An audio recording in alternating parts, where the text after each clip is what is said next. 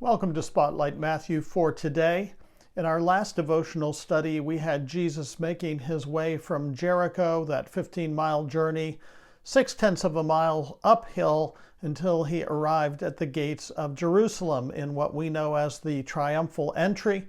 And while the crowds were shouting their hosannas, excited about this prophet from Galilee, Jesus knew in his heart of hearts that this was a death march as well, because he was going to Jerusalem to be betrayed, to suffer under the hands of the religious leaders, to be crucified, dead, and buried. So he has this very conflicted sense within him, as we saw from Michael W. Smith. Nobody in the crowd knew his secret ambition.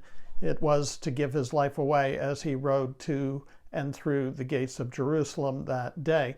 And part of the reason Jesus knew this was going to happen, of course, is we have seen this theme of mounting conflict with the really religious folks starting all the way back in chapter 10. And that mounting conflict is going to reach its climax in chapter 21, beginning with today's passage. And we're going to see this theme of conflict and clashing between Jesus and the really religious folks in Jerusalem all the way through the end of chapter 23. So let's pick up and find where Jesus goes immediately after coming through the gates of Jerusalem on that triumphal entry Sunday, Palm Sunday, probably AD 30, as the Passover was soon to begin. We're in chapter 21 at verse 12. And Jesus entered the temple and drove out those who sold and bought in the temple, and he overturned the tables of the money changers and the seats of those who sold pigeons. And he said to them, "It is written, my house shall be called a house of prayer, but you have made it a den of thieves."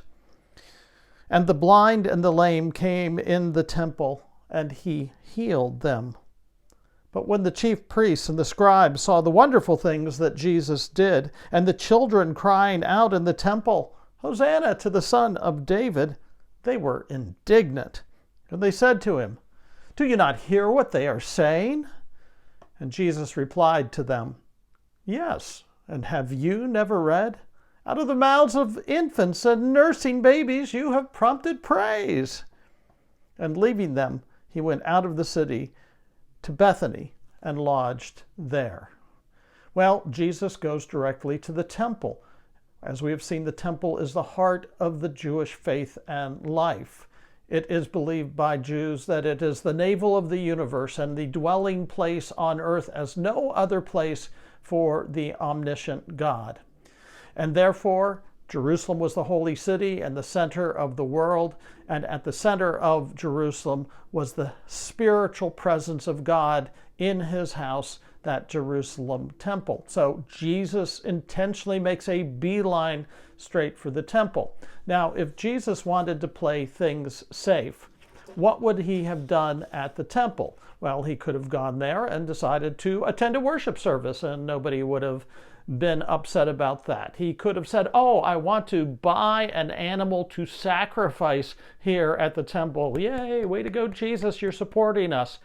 Jesus even could have gone and sought out the religious leaders, the Sadducees, the priests, and the chief priests of the people, and shook their hands and paid deference and attempted to be peaceable with them. Does Jesus do any of those things? Of course he does not.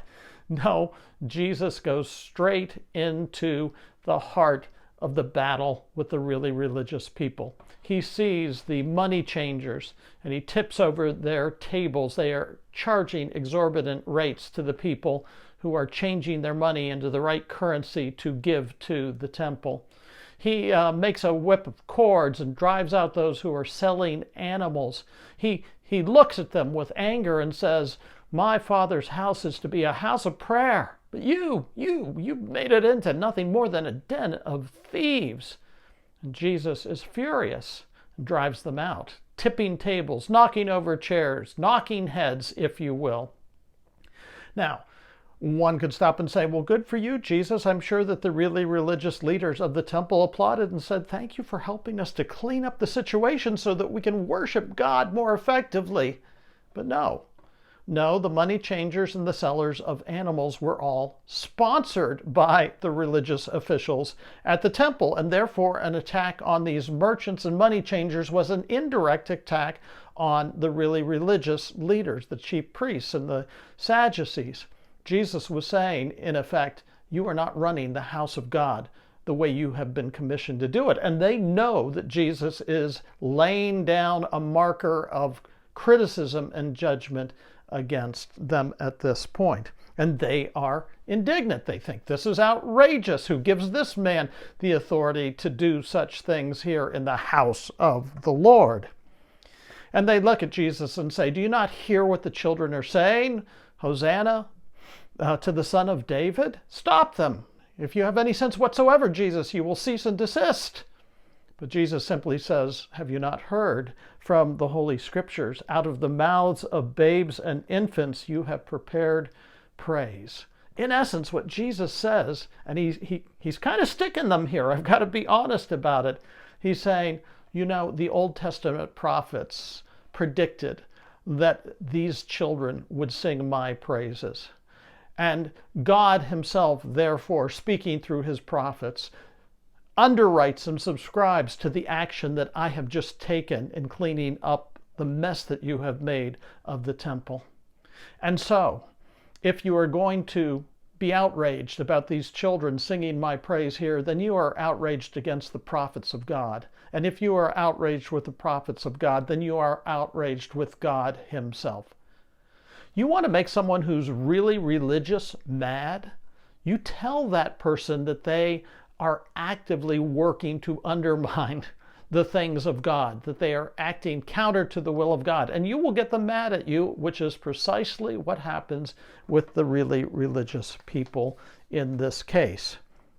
And so, Jesus, in saying this to us, now sets up a situation in which we stop and have to ask ourselves, on which side of the equation do we find ourselves?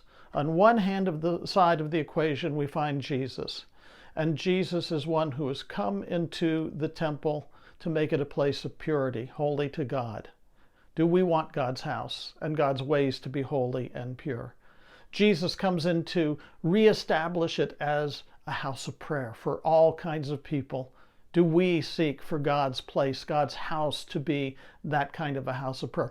Jesus uses the temple as a place to heal all the people who are being brought to him, and we are called to be instruments of his healing and health and wholeness. And worship of Jesus. The kids are innocently worshiping Jesus, adoring worship, and we are called to worship Jesus as well.